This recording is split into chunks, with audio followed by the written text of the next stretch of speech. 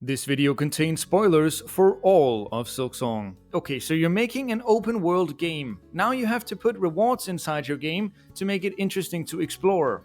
Where do you place the rewards? Do you hide them behind a hidden wall or do you lay them out in plain sight? That's an eternal question, and the answer will vary based on the reward. In general, however, you may say that hidden rewards enable a greater sense of discovery and a higher chance of frustration or confusion. That's because the issue with hiding everything is that your players might miss something entirely and, depending on the reward, may be forced to spend hours searching for it or looking up how to find it online. And unless that reward is not integrally tied to progression and is not part of any achievement, that is, I would argue, a failure of game design. In my playthrough of Hollow Knight Silksong, I tried very hard to avoid looking up anything. I wanted to give the game a chance to guide me to every important secret, meaning I often spent hours wandering around, confused about where to go. Sometimes that persistence paid off, and other times it resulted in me scouring the entire world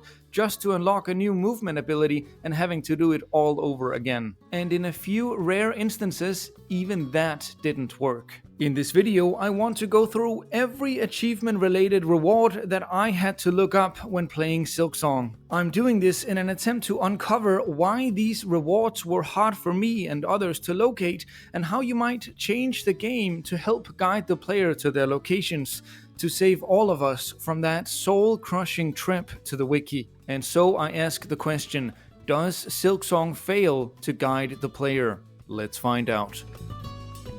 My approach to avoid getting lost went as follows. Spend way too long, preferably at least an hour, trying to find the next element of progression. If that doesn't work, look at the names and descriptions of the Steam achievements for a slight hint at what to do next. This only partially felt like cheating. And finally, if nothing else works, look up where to go online and write it down for this video. Using this method, I was almost able to make it to Act 3 without having to look up anything, which you might say is a great start. I did all the quests, received the Silk and Soul Wish, and managed to assemble the trap without having to look up anything online. Many players have complained that the way to access Act 3 was obscure, which is certainly true, and that they didn't expect to have to do every quest or find a certain number of fleas. This is understandable to some degree, although in defense of the game, if there's still something left for you to do, I think you should do it before looking up where to go next. Sure, maybe that one wish didn't seem fun or even important, but you're not truly lost if you still have objectives left to complete, even if these objectives seem and are thematically unrelated to main story progression. I digress. Having set up the trap, I fought Grandmother Silk, played the Needlin, and received the final cutscene. But then came the first problem. Cool, I thought, this must be the equivalent of the true ending from Hollow Knight. Since I'd already seen the credits once and there was seemingly no way to skip them, I closed and reopened the game. Did the game save my progress, I worried. Well, clearly it did, because I'd received both the achievement for this ending as well as the new title screen background. Everything looked like it had gone through properly. Only it hadn't, because I was still in Act 2. See, if you don't wait for the entire credits to roll, since again you can't skip them, the game will make you think you did everything correctly, but without that actually being the case. At least this is what happened to me. You get the achievement, you get the background, but you don't get Act 3. And there's no way to tell that you should have. This is a criminal oversight, and it cost me the epic reveal of the secret Act 3. I did a few more things in Act 2 before finally giving in and looking up where to go, at which point I was spoiled about the fact that there was a third act. If you're going to make the player sit through the entire end credits, which at this point he's certainly seen at least once, then don't give him the achievement and the main menu background before he's seen the entire cutscene. I really hope this gets patched in the future so new players don't accidentally ruin the big reveal for themselves. Anyway, before I had to go online to find out how to trigger Act 3, I was looking at a few of the achievements to try to suss out where to go. There was something about defeating Grandmother Silk while cursed, which I thought might be a good place to start, so I looked up how to get the curse. I should remind you that this was after spending more than an entire day trying to figure out where to go. Unbeknownst to me, I had done pretty much everything in Act 2 and was really just ready to move on to Act 3. Carefully reading part of a guide on how to receive the curse, I found that I had missed a secret passage in the Whispering Vaults. This revelation alone helped me get a flea, which I'd been utterly confused about how to find for the longest time, a few other rewards, as well as the twisted bud that would help me obtain the curse. I also accidentally read where to bring the bud once I'd found it, but I'm pretty sure I could have figured that out on my own had I not been spoiled, although who knows. My confusion here lies only with the secret entrance. I'm sure some people found it on their own, but I never did, and I do think it's a bit too well hidden. Sure, there's a movable box which can be pushed up here, hinting at the secret, but had it been a breakable wall instead of a fully concealed path, I probably wouldn't have missed it. You gotta remember that making a completely invisible secret encourages players to hit every single wall or push themselves into every single corner of this entire kingdom. This is fine for minor secrets like relics, but for such an important pathway, I'm not a fan. You can say what you want about breakable walls, but at least most of them have visual indicators. Most of them. So that was the first thing I looked up. The second thing also had to do with the infection. After getting infected, I went to Bellheart to ask people what I should do.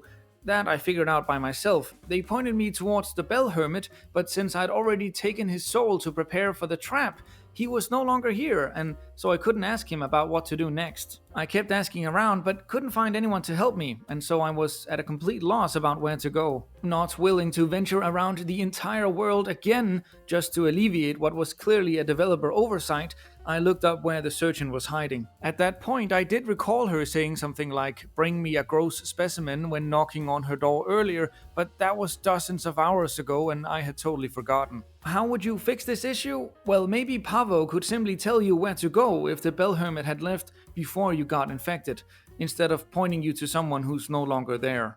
Once I finally got cured and made my way into Act 3, it was smooth sailing to begin with. I found the snail shamans, made my way into the abyss, returned and was told to locate the 3 hearts. I found Crust King Khan first because I knew exactly how to get to him from the previous act. Then I went to find the Heart of the Wild. Utterly confused about how to reach this marker on the map, I hugged the entire wall bordering that secret part of Far Fields. I was hitting every section of the wall with my needle, going all the way back and forth at least twice with no luck.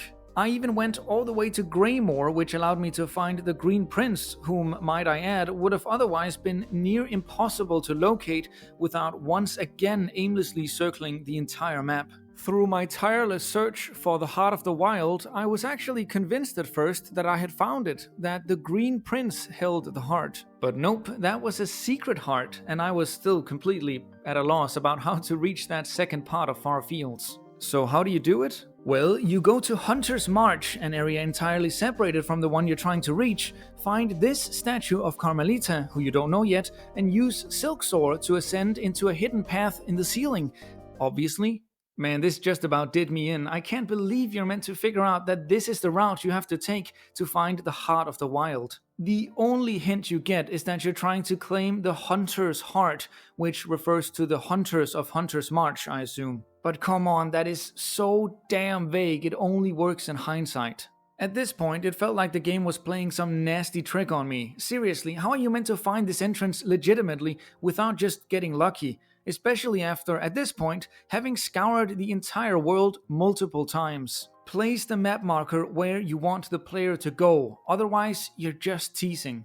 A lot of confusion also comes from the Silksong ability, which, although awesome, has a fundamental design flaw. In the original Hollow Knight, Shade Cloak serves roughly the same purpose as Silksong. It's the late game movement ability that unlocks a few hidden paths around the world, helping you to reach the true ending. However, there is a key difference between the two, and it's this: you know exactly where to use the Shade Cloak. The fact that the player has seen these shade gates all throughout his playthrough not only helps to build a mysterious atmosphere and a sense that there's yet more to discover, but crucially, it also keeps him from getting stuck once he finally obtains the Shade Cloak. When you're that late into the game, you've likely explored the world multiple times, and you'd rather not have to do it all over again just to find out where to use this new ability. But you don't have to, because you've seen these gates many times before, and if you're like me, you even recorded their location on your map with a pin. That is superb design.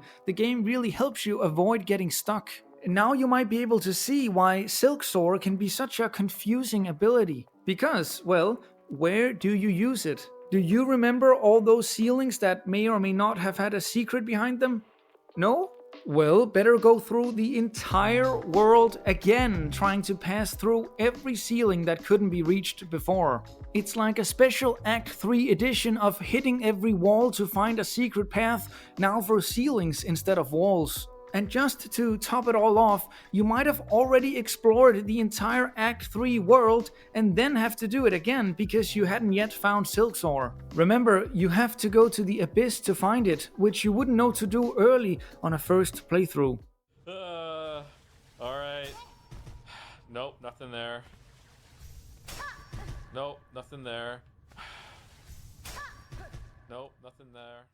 So you've explored the entire world through Act 1 and 2. Then you explored it all again once or twice to find all the secrets. Then you went into Act 3 and explored it all again. And then you collected Silksong and had to, guess what, explore it all again. For what is likely a fourth or a fifth time. And maybe you enjoyed that, but I didn't. The first 2 times were great, even the third was okay. But after that, it just became clear that the pacing was off. Silksong is a cool ability, but it leads to nasty exploration. This next mistake is one I might need to take a substantial part of the blame for. I was having trouble locating the Surgeon's Key and finally just gave up and googled where to find it. Turns out I missed this secret entrance in the ceiling, which, although hidden, was pretty obvious in retrospect and also accessible without needing the fade-down cloak. The only thing I'll say in my defense is that Silksong makes a habit of hiding keys in other places than where you need them. I was never taken to the slab involuntarily, so I entered using the Apostate key in Putrefied Ducts. And the key to Whiteward itself is found outside the first shrine. I didn't expect the Surgeon's Key to actually be found inside Whiteward and just assumed I'd find it later on. With that said, had I been slightly more observant, I would have probably found it legitimately. Curious to hear whether or not you had to look this one up. At this point, I was still missing mask shards, tools, and journal entries, but I'm skipping ahead slightly just to cover the last miscellaneous thing I looked up, which was where to find the Herald. Now, he was one of, if not the last thing I looked up, so I was pretty tired of searching around the whole world at this point. I wasn't the biggest fan of Mr. Mushroom in the first game, and I never did solve his riddles myself back then. Expecting him to be similarly dull and vague in Silksong, I wasn't sure I wanted to do his riddles this time either. But once I looked up where to find him, I realized his quest had been turned into a proper wish, and I was actually quite excited to solve his riddles. And so I did, without having to look any of them up. To me at least, they were moderately challenging but very solvable and I would say overall quite charming. Don't get me wrong, I still don't really know how I feel about Mr. Mushroom being in the series, but all things considered, it was a good implementation. So the only thing I had to look up was how to start his questline. Now, maybe I could have found it out on my own had I not given up prematurely, but reaching it does require Silksong, so maybe not. As for the final bits and bobs, I was missing 2 mask shards and 3 tools. The first shard is available in Act 2, but only by hitting a random part of the ceiling in Whispering Vaults. Again, I don't mind secrets like this if there's at least some hint that they exist. This one is just ridiculous if you ask me. Going around hitting every single wall and ceiling doesn't make for a cool secret. Granted, there is a second way to find this shard, and that's by using Silksong to skip the secret room entirely. However, as previously discussed, any secret that requires Silksong is effectively asking you to explore the world again for a 5th time. Then for the final mask shard, I had to look up where to go in Mount Fae, and guess what? It requires Silksong too. Now this one is actually kind of interesting because the Pinstress hints at its location when you defeat her. I read that and then I went back to explore Mount Fae, but I was never quite able to find the secret path leading to Brightvein. It's a super inconspicuous entrance, but given it requires Silksong to reach, that's hardly surprising. Moving on to tools, the memory crystal is not very well hidden, but it is located in the reward light Mount Fae that you have little reason to return to. Mount Fae has always felt like a unique area in this regard. It barely has any enemies or NPCs, and mostly seems to serve as a place to acquire the Fae Down Cloak. This isn't a criticism as much as it's a rationale for never returning once you've gotten the obvious mask shard. And if you, like I, missed the memory crystal on your first visit there, there's a good chance you won't find it at all. But still, this one's probably on me. Then there's the Vault Filament found in Vault Nest. This one I'm rather surprised to have missed, and again, I think most of the blame is on me, although it does appear to be one many people miss. And finally, the Quicksling is hidden behind a breakable structure that really does not look breakable. I've noticed that this is also one people tend to miss. It could have certainly used some kind of wear and tear like a regular breakable wall to indicate that you can in fact destroy it. Giving breakable walls a slightly worn down look was a great way to help players not have to strike every single surface to find secrets like this. The game already does this super well in other places. I'm not sure what is accomplished by ignoring this pre-established guideline. For my Hunter's Journal, I was missing only 9 entries, 3 of which I had already found, but simply had a hard time relocating in the 3rd act. Firstly, I wasn't sure whether gromlings still spawned in the lifeblood-infected wormways, so I looked those up. Probably didn't have to though. It was mostly to see whether you could actually complete the Hunter's Journal in Act 3, just so I didn't have to go looking around for things that were no longer there. Then I had trouble finding any Elder Pilgrims. I was looking everywhere. Blasted Steps, Bone Bottom, Greymoor, nothing. Turns out they can spawn outside the Chapel of the Wanderer. I think I even checked here once, but just got the wrong spawns and left. Thirdly, the giant Drapemite gave me a giant headache. Man, I spent a while looking for that stupid creature, to no avail. Looked it up and found that it spawns right next to that secret entrance I started off the video complaining about. Fate has a cruel sense of irony. Then there were the Squirm, which I didn't realize were a creature of their own. I just remembered them as gromlings, which was apparently wrong. Also, you have to lure them out with music, which I honestly would have never guessed. Fifth, the Muck Maggots of Bilewater. Although I did figure out accidentally that you can kill the sand carvers, I never tried to kill the water. In retrospect, I probably should have.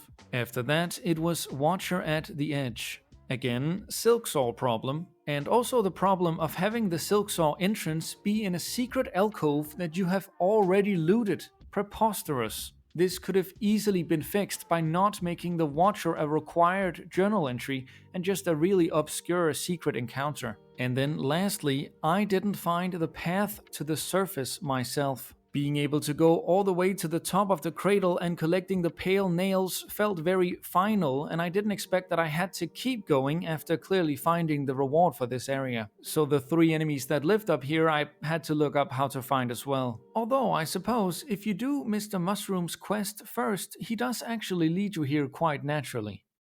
Before I tell you what wandering around in circles for hours and hours has taught me about proper pacing in a game like Silksong, let me first rapid fire through a few important honorable mentions. These are things that I didn't look up myself, but which I still find to be poorly communicated by the game. First, as previously mentioned, the entrance to Lost Redania past Craw Lake, available only in Act 3, not only feels completely random, but only opens once you freed the Green Prince and talk to him above Cogwork Core. This means you have no idea when it opens, and that it opens, and I don't know why you're supposed to go here. It's a very easy to miss secret. Second, I spent so long trying to open the gate at Pilgrim's Rest to find the flea behind it. Turns out you have to go to the Bellway, enter a secret path, and then travel half a mile upwards to get to it. Again, it's the problem of placing the map marker in a place that's completely misleading. Third, maybe this is me being an idiot, but I was always confused about how to get to the Architect's Melody. Not how to complete the puzzle, but how to reach that part of Cogwork Core. On the map, it looks like you have to use the elevator to go upwards to collect the melody, but you need the melody to activate the elevator, so my brother and I were stuck on that one for a while. Having to go into the 2D environment only to then ascend is far from intuitive. Then there's the Bellhome Key, which it seems a lot of people missed. I almost did too, except I read the achievement description that talked about acquiring your own Bellhome, and so I knew I had to do something in Bellheart, even if it were at the cost of spoiling the surprise for myself. Pavo actually does wave at you when in close proximity, which I never noticed prior to making this video. I suppose he's just a little too quiet. Well, it's not like Team Cherry don't know how to make an NPC grab your attention. I actually did look up how to get the Curvesicle, but only mention it now because it's not required for any achievement. Although I did notice the Scar Scout popping out of the ground and tried to figure out what that meant, since there's no feedback on hitting the targets, I never knew that's what I needed to do. I didn't look up how to get the Heart of the Woods, but I was very close to. It has a similar problem to the Heart of the Wild, that being an entrance completely disconnected from where you'd expect it. You know, funny story, I watched each of my brothers play through this act after I had, and each of them asked, separately, do I need to go to Blasted Steps or Shellwood to find the heart? Unsurprisingly, they were both astonished to hear that neither was the answer. And I do not fault them their confusion, it is the Heart of the Woods after all. Why would anyone consider going into the Citadel to find it? You know, I'm starting to suspect this third act might be the source of a lot of problems. And then, finally, the Mist deserves the most honorable of mentions. Wandering around here for ages, I was very confused about what to do. It's so cool that you think you're in a real area, but then slowly realize it's more or less just randomly generated. But after that, what do you do? Well, I noticed those white butterflies everywhere and decided to play music for them out of desperation. And when that actually worked and they started guiding me down the right path, I swear that was one of the coolest moments in my entire playthrough. As such, though I do understand the controversial nature of taking this position, I must remain a Mist defender. Once you figure out that playing the needle and does the trick, you should have it in the bag. Not unlike the original Hollow Knight, Silksong deals very admirably with guiding the player's progression in the early to mid game. The fact that I was almost able to reach Act 3 without having to look anything up is a testament to the game's competency in this regard. However, in the infamous third act, with Silksong serving as prime henchman, things do start to fall apart. Failing to realize what genius game design the Shade Gates from Hollow Knight were, this new ability causes a lot of trouble for the exhausted player,